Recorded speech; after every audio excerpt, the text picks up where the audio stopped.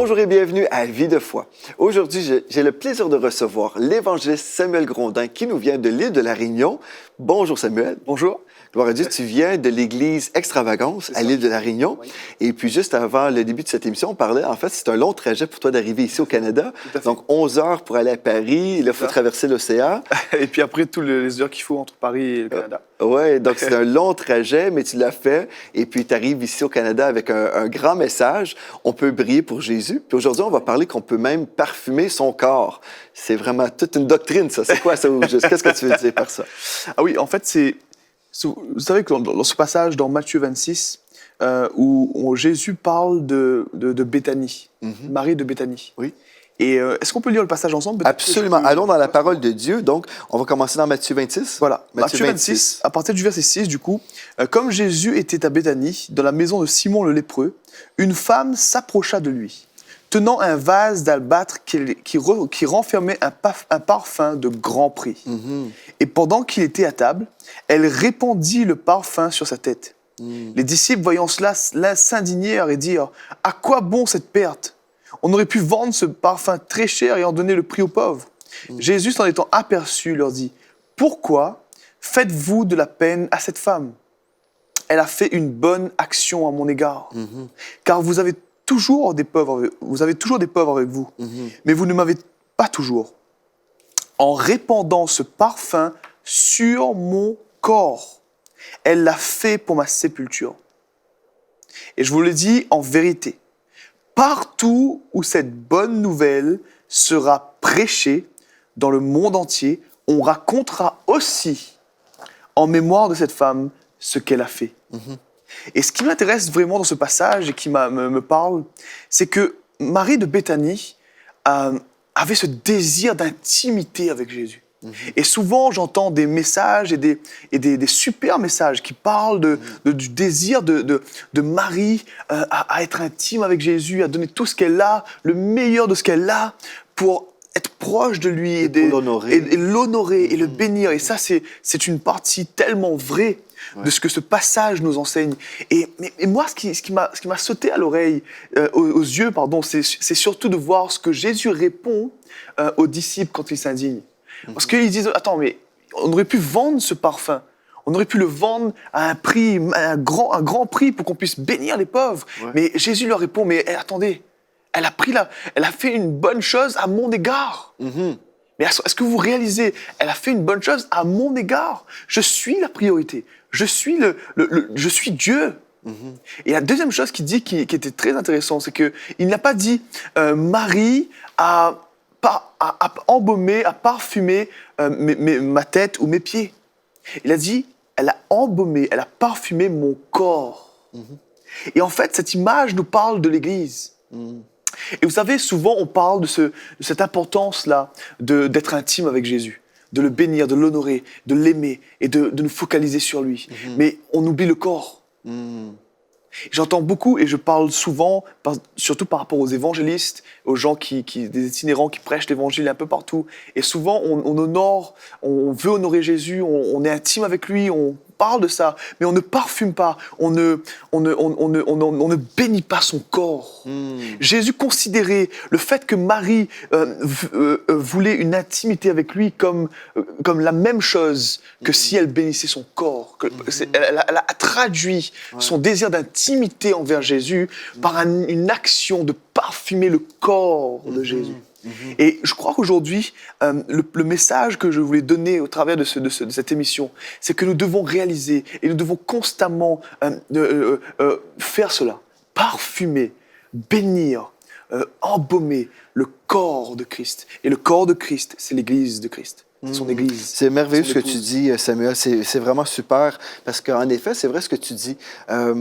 Tu sais, il y a eu un mouvement, je ne sais pas si à l'île de la Réunion, vous avez vécu la même chose, mais il y a eu un mouvement dans les églises chrétiennes ici, en Amérique du Nord, je sais en Europe aussi, il y a des gens qui ont été touchés par ça, où il y a eu comme un genre de renouveau dans l'évangélisation, puis c'est très, très bien, on aime l'évangélisation. Et pour nous, dans notre église, par exemple, on a eu des gens enflammés, on doit aller dans les rues, et puis on dit absolument, amen, amen, allons-y. Mais il y a eu, dans ce même temps-là, un courant anti-église. Donc, on doit aller dans les rues, évangéliser, et on dit Amen, oui, allons-y. Mais là, il y avait comme un genre de courant pour attaquer le corps de Christ, plutôt que de bénir. Et si on évangélise, l'idée, en fait, c'est de gagner des gens à Christ et puis les emmener dans la bergerie pour les nourrir, en prendre soin. Et en tout cas, moi, ce que j'ai dit à notre Église, j'ai dit quand l'Église attaque l'Église, c'est anormal, c'est comme un cancer, en fait. On est en train de s'attaquer, mais nous sommes le même corps. Donc, Exactement. peut-être le corps a des problèmes. Et oui, on doit gérer des choses à l'interne. Hein. Des fois, il y a des choses, des problèmes, et on veut être honnête envers nous-mêmes et se remettre en question et puis changer les choses qui doivent être changées. Oui. Mais si la motivation, c'est l'amour, bien, on ne va pas détruire l'Église. On va dire, mais OK, on a des problèmes, mais on va changer ces choses-là. On va s'humilier, on va se repentir. Et ça, c'est les bonnes choses à faire. Mais quand le corps, plutôt que de parfumer le corps, quand on attaque pour détruire, c'est là où on voit, en fait, c'est pas de Dieu. C'est pas Dieu qui est en train d'inspirer ces attaques-là, Exactement. Et c'est ce qui est fort par rapport à ce que tu dis, c'est que ici, Jésus dit, il va encore plus loin. Il dit partout, partout où on prêchera cette bonne nouvelle, Ouais. on partagera le témoignage de ce que cette dame a fait. Ouais. Et qu'est-ce que cette dame a fait? Cette dame avait compris une chose. C'était le plus haut niveau d'intimité. Elle a prouvé une telle dimension d'intimité quand elle a compris qu'honorer Jésus, c'était la même chose qu'honorer son corps. Oui. C'est ça, elle a honoré le corps de Christ, mais en fait, c'est vraiment puissant parce que je prêchais justement dimanche passé sur l'amour et la révélation de l'amour et comment vivre un baptême de l'amour de Dieu. Et ce que je mentionnais, en fait, c'est que quand le chrétien attaque un autre chrétien, et des fois, les gens vont avoir une raison, ils vont dire, bien, c'est parce que je veux dénoncer des choses, je veux dénoncer en fait l'erreur. OK. Mais si c'est vraiment la motivation, bien, si la motivation, c'est d'aller secourir quelqu'un qui est dans l'erreur ou dans une fausse doctrine, on devrait ressentir l'amour aussi. Mais quand on travaille d'une façon publique et puis on voit le ton, c'est pas vraiment l'accent de Jésus, c'est pas l'accent de l'amour, on peut se remettre en question et dire, ou remettre la situation en question et dire, quelle est la motivation véritable? Et je crois, en fait, dans le corps de Christ, quand le chrétien attaque un autre chrétien, en fait, peu importe les raisons qu'on peut donner, là, c'est souvent comme, OK, bien, je veux secourir des gens des fausses doctrines. C'est souvent ça qu'on entend. Mais en fait, la personne qui attaque est dans une quête. Elle veut être aimée. Exactement. En fait, c'est ça. Parce qu'elle croit, si j'ai raison, bien, Dieu va m'aimer, Dieu va me valoriser. Exactement. Donc, je dois attaquer parce que ma valeur, en fait, est dans le fait que j'ai raison. Exactement. Mais la réalité, c'est qu'on peut avoir tort. Et notre identité, notre valeur est en Christ et juste en lui. Puis si je suis en sécurité dans le fait que je suis en Christ, ma valeur, en fait, c'est dans le fait que je suis un enfant de Dieu. Ma valeur n'est pas dans le fait que j'ai raison, que je prêche bien, que je gagne plus d'âmes que mon frère ou ma sœur, ou j'ai plus de puissance quand je prie pour les malades qu'une autre personne. Parce que comme tu dis, si on peut parfumer le corps de Christ, on va se réjouir. Oui, on a prié pour quelqu'un qui a été guéri. On dit gloire à Dieu, alléluia. Mais je ne vais pas prendre cette victoire-là pour attaquer mon frère qui n'a pas vécu la même victoire. Au contraire, si je l'aime, je vais lui montrer aussi comment Dieu peut se servir de lui. Tout à fait. En fait, parfumer le corps de Christ, c'est fou parce que Jésus dit, il met au même niveau. Prêche la bonne nouvelle, prêche cette nouvelle partout où on prêchera cette bonne nouvelle. Ouais. On racontera ce témoignage de ce que cette femme a fait. Ouais.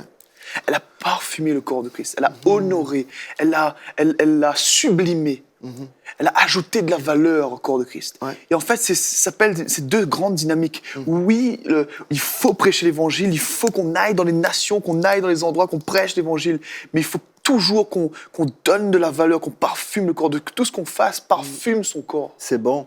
Tu vois, comme je pense à l'apôtre Paul, le jour de sa conversion, là, quand il a rencontré Jésus sur le chemin de Damas, bien, quand Jésus lui a parlé, il lui a dit, Saul, pourquoi me persécutes-tu? En fait, parce que quand quand Saul persécutait l'Église, Jésus, en fait, a dit, pourquoi me persécutes-tu? Exactement. En fait, il persécutait le corps de Christ. Exactement. Et Jésus voit la même chose. Quand on attaque le corps de Christ, on est en train d'attaquer Jésus, qui est le chef de l'Église. Donc, quand on pense à ça, là, on va dire, bien, on veut faire attention parce que, oui, comme on dit cette semaine, on veut briller, mais comme on brille, Bien, on doit comprendre que nous sommes une famille, en fait. Nous sommes Exactement. un corps. Exactement. Et puis, on doit prendre soin du corps de Christ. Donc, tout ce qu'on va faire, nos efforts dans l'évangélisation, gloire à Dieu, on veut briller d'une façon naturelle, comme tu disais dans la première émission, mais toujours se rappeler, si je gagne une personne à Christ, ensuite, ma responsabilité, c'est de l'amener avec moi dans la maison de Dieu, où on va en prendre soin, on va la Exactement. nourrir. Exactement. La Bible dit, pleurer avec ceux qui pleurent. Bien, si la personne passe par des épreuves, on va être là avec elle pour la guérir, pour prier avec elle, prendre soin d'elle. Puis si elle se réjouit, on va se réjouir avec elle aussi. Exactement. Donc, c'est tellement... la pensée du royaume, en fait, c'est d'aimer, mais c'est ça, on doit prêcher ce message que tu nous prêches aujourd'hui, justement, parce que dans le corps de Christ, il y a eu beaucoup, moi je crois qu'il y a eu un manque d'amour à plein de niveaux. Oui. Oui, Je suis beaucoup de d'accord. manque d'amour. Et quand on a vu hier Jean 3, 16 et 17, on connaît le texte Jean 3, 16, mais Jean 3, 17, c'est que Dieu n'a pas envoyé son Fils dans le monde pour qu'il juge le monde, mais pour que le monde soit sauvé par lui. Exactement. Si nous sommes le corps de Christ et on passe notre temps à juger et trouver des fautes dans l'Église, bien, on n'est pas en train de faire ce que Christ faisait, lui. Christ, il ne Exactement. faisait pas ça, lui. Exactement. Donc, est-ce qu'on le représente bien? Ouais, en fait, représenter Christ, c'est être capable de honorer son épouse. Mhm, Je veux dire, si aujourd'hui, moi, je t'accueille mhm, et que je dis que je t'aime, que je veux vraiment t'honorer en tant que frère, mais que je méprise ton épouse, mhm. il y a un problème. Oui, Si je prêche Jésus, ouais. mais que je n'enseigne pas aux gens à honorer et à accueillir l'épouse de Jésus, qui est le corps de Christ, Mhm. qui est l'Église, Mhm. alors il y a un problème dans mon message. C'est ça. Il y a quelque chose qui ne va pas. C'est ça. Parce que je vois beaucoup de gens qui présentent l'Église. Ah, moi, je suis pas dans une église. Moi, les églises, c'est pas mon truc. Mhm, Mais attends, mais tu annonces quoi, en fait? mhm, Vous savez quoi? Prêcher Jésus, c'est prêcher une famille. mhm, Emmener quelqu'un à Jésus, c'est lui présenter une famille. mhm. Sinon, on l'emmène où? C'est ça. C'est ça. C'est là aujourd'hui que le problématique est là. Aujourd'hui, il y a beaucoup de gens qui... En fait, ils écoutent plein de choses, il y a plein de courants, plein de messages, plein de choses, et du coup, ils vont un peu dans tous les sens. Et il n'y a plus cette notion de famille, cette notion d'autorité spirituelle, cette notion de corps de Christ, cette notion de main, qui est les ministères que Dieu a établis, qui donnent une direction, qui équipe le peuple, qui les bénit, qui les place, qui les nourrit. Il n'y a plus cette réalité-là, en fait, parce que tout le monde veut faire ce qu'il veut, là où il veut, quand il C'est veut. ça. En fait, j'ai fait un document qu'on va mettre sur le site emctv.com. Donc, allez sur le site emctv.com et sous cette émission, on va avoir un document qui s'appelle « La mode anti-Église ». J'ai fait un document, en fait, c'est juste des versets de la Bible, avec des titres, avec des versets de la parole. Très bien. Parce qu'il y a plusieurs chrétiens qui disent, moi, je n'ai pas de chef spirituel, moi, j'ai uniquement le Saint-Esprit. Mais pourtant, le Saint-Esprit a inspiré cette parole qui nous parle d'avoir des chefs ou des Exactement. leaders spirituels. Exactement. Donc, il y a des gens, on va tous se soumettre à quelqu'un. Moi, je suis sous une autorité, et il y a des gens sous mon autorité aussi, mais on travaille comme ça. Dans le royaume de Dieu, il y a de l'ordre spirituel. Tout à fait. Donc, on se met sous une autorité et on marche dans l'honneur, l'amour, c'est vraiment important. Mais quand on dit non, non, moi, je n'ai pas d'église locale, en fait, on se glorifie d'une certaine liberté, mais en fait, on parle comme un orphelin. Exactement. Mais en fait, Dieu, lorsqu'il nous adopte, il nous adopte dans une famille royale. On fait Exactement. partie d'une famille royale et c'est notre privilège de faire partie de cette famille. Tout à fait. Et quand on voit, en fait, dans 1 Corinthiens 5, je crois, ou 15, je me souviens plus trop, je vais aller voir, mais quand quelqu'un était sous discipline, donc c'est 1 Corinthiens 5 au verset 9, quand quelqu'un était sous discipline, on la sortait de l'Église. En fait, elle était exclue parce qu'on croyait si elle était en dehors de la fraternité, parce qu'elle vivait dans le péché, elle voudrait revenir. Donc, c'était une forme de discipline. Et aujourd'hui, plusieurs chrétiens vont s'exclure eux-mêmes, pensant qu'ils sont dans la liberté, en fait. Mais c'est une fausse liberté. C'est vrai. Mhm. Donc, c'est tellement important ce que tu dis. Donc, comment est-ce qu'on peut faire d'une façon concrète? Dans ta vie, par exemple, comment tu fais pour parfumer le corps de Christ? En fait, d'abord, c'est dans notre cœur. Mhm. Et bien sûr, la première chose, c'est d'avoir une église locale. Amen. Oui. Commencer à honorer Dieu avec le fait qu'on écoute le Saint-Esprit qui nous conduit dans une église locale. Mhm. Et ensuite, quand on est dans cette église locale, on se soumet au leadership de cette église locale. Mhm. Bien sûr, on s'assure que le message de Christ est Ouais, prêché, c'est ça. que la parole est prêchée en son ensemble et qu'il y a une homogénéité, que Ouais. la présence du Saint-Esprit est honorée, bien sûr. Mais ensuite, quand on s'engage, on devient un membre de la famille et on décide de servir. ok. Et bien sûr, je vais prendre le cas d'un évangéliste. Si tu gagnes des âmes, mais que tu n'honores pas ton Église, tu n'honores pas le corps de Christ avec ce que tu vis, et que tu ne permets pas à ton Église de vivre avec toi ce que tu vis. C'est déjà la première chose à faire, très simple. Ouais. Commence à connecter ton Église, tes leaders spirituels, ta maison spirituelle à ce que tu fais. Et à faire en sorte que ça serve la cause de la maison. Sinon, en fait, il y a plusieurs types de façons de fonctionner. Mais moi, pour ma part, j'ai choisi de ne pas créer une structure à part. Parce que je sais que mon ministère va bénir plusieurs églises. Ça, c'est le cas. Mais je ne vais pas créer une structure à part. Je vais d'abord honorer la maison. Je vais honorer ma maison spirituelle. J'ai mis quelque chose en place qui honore ma maison spirituelle. Amen. D'abord. Amen. Et ça montre ce désir de parfumer son corps, d'honorer son corps. Par exemple, quand je vais évangéliser dans des endroits, les pasteurs seront au courant. Il y a un truc qui va se passer, c'est honorer son corps. C'est que je ne vais pas juste faire mon truc et prendre la place de tous les pasteurs qui travaillent depuis des années dans un endroit. Par exemple, je prends un exemple. Il y a eu des films qui ont été faits sur l'évangélisation pendant ces dernières années. Et ces personnes-là qui faisaient des films allaient dans des pays fermés et on voyait des gars aller prêcher l'évangile et les gens se donnaient, alors que c'était dangereux l'endroit, les gens donnaient leur vie à Jésus, c'était magnifique et tout le monde disait waouh, on évangélise, c'est super, il y a la puissance de Dieu qui tombe dans des endroits fermés, c'est un super film et tout. Et en fait, j'ai communiqué avec quelqu'un qui était pasteur dans cette zone. OK.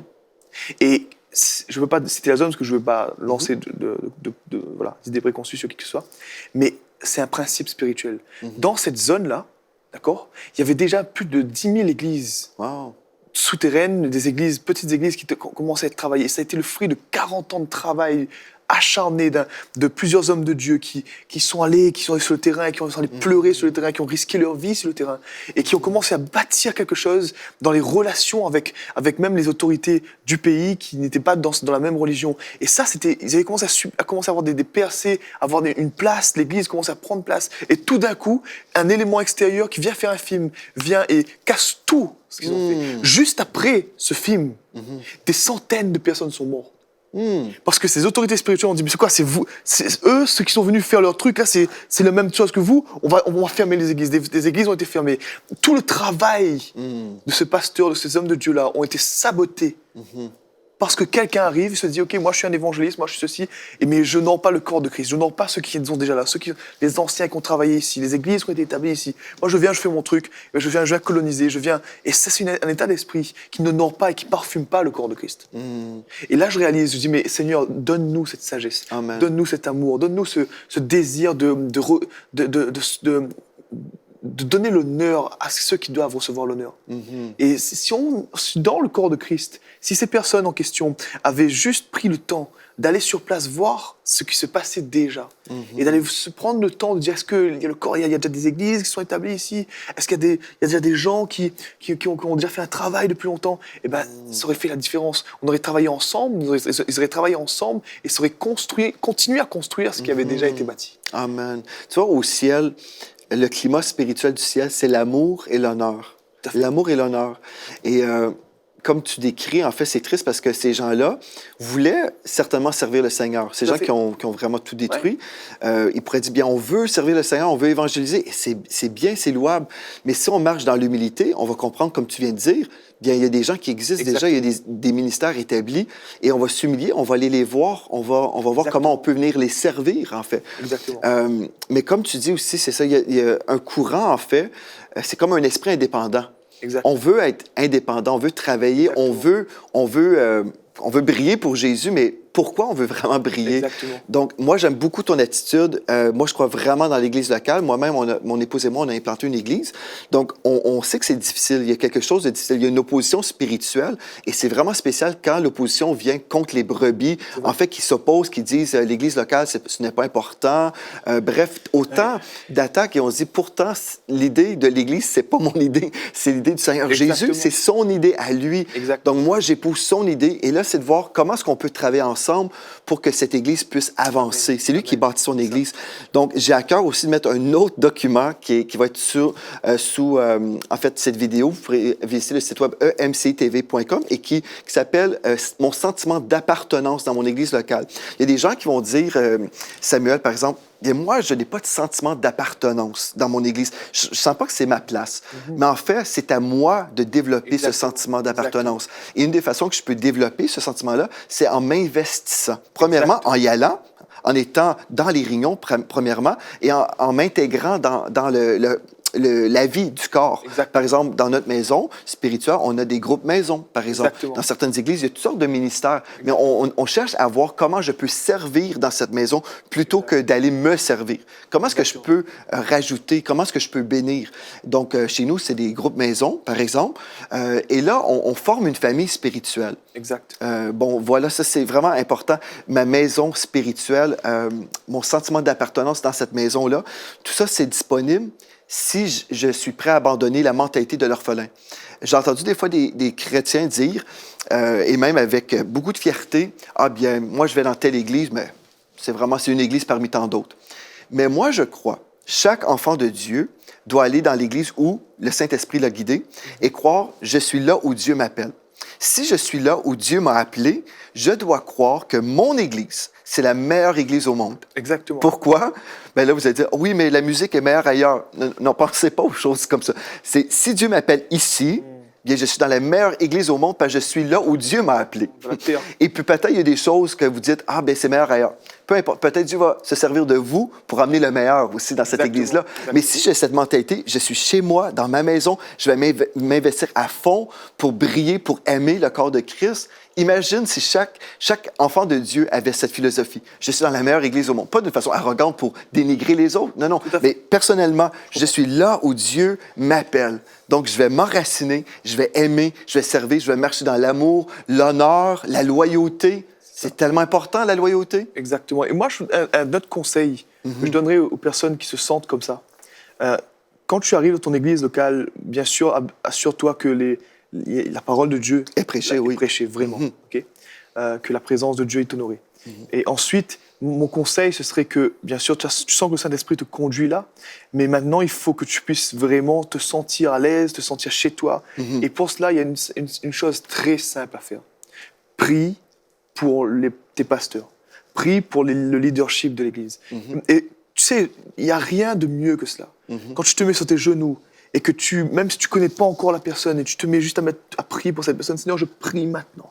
Et que pendant plusieurs jours, tu intercèdes et tu pries. Parce qu'il y a, vous savez, c'est peut-être pas le sujet de l'émission, mais Jésus, lorsqu'on lit dans Ésaïe 53, je crois, la Bible dit que Jésus priait pour ses oppresseurs. Et le mot prier, c'est le mot intercéder, c'est le mot paga. Et en fait, le mot paga signifie également connaître vraiment quelqu'un.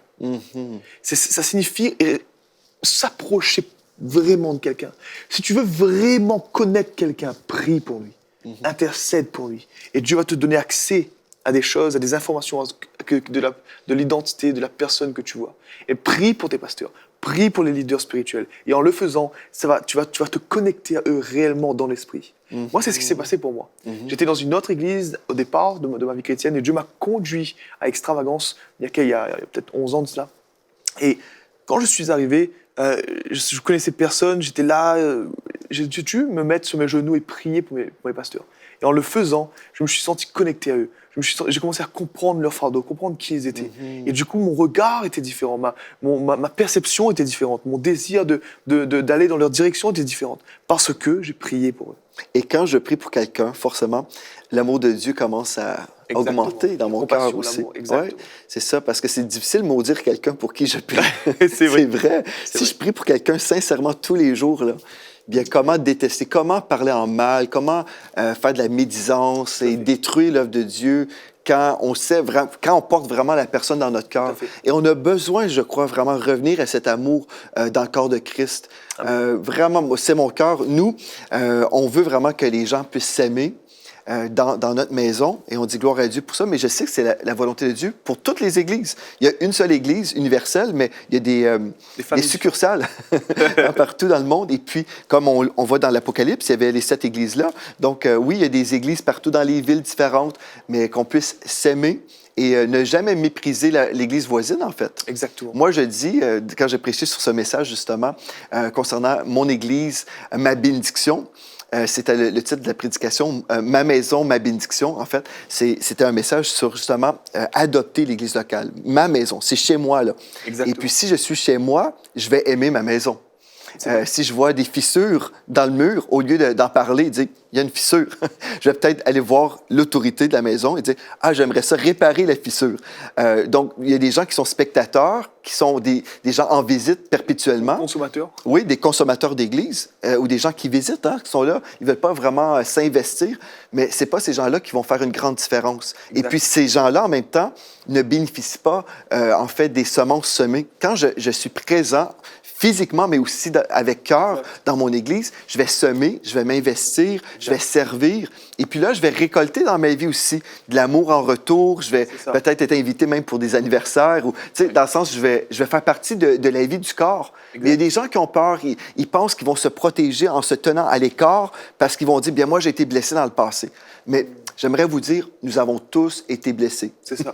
J'ai été blessé et je peux vous prophétiser, dès que vous allez vous rendre dans une église locale, vous allez être blessé aussi, parce que dans une église, il y a des êtres humains. Exact. Et les êtres humains se font du mal, mais Dieu est avec nous et Dieu nous permet de se repentir et on peut se pardonner et se réconcilier aussi. Tout ça, c'est possible. Donc, la solution, ce n'est pas de se tenir à l'écart puis de s'isoler, parce que c'est pas vraiment... Quand on lit la parole de Dieu dans le livre des Actes, on voit que l'Église primitive était ensemble. C'est pas des gens chacun dans leur coin qui suivaient des réunions sur Internet. Exactement, tout à fait. Même si à l'époque, ça n'existait pas. On sait que c'était pas une vie isolée, là. C'est une vie ensemble. Communautaire. Oui, dans la communauté où on s'aime, on apprend à s'aimer. C'est glorieux. Je suis d'accord avec toi. Merci. Donc, parfumez le corps de Christ, parfumez votre Église et commencez dans la prière, en priant pour vos autorités spirituelles. Et je vous rappelle, je vais mettre sur le site emctv.com, sous cette vidéo, 2 documents. Donc, un document sur comment vraiment développer le sentiment d'appartenance dans votre Église locale, les choses que vous pouvez faire.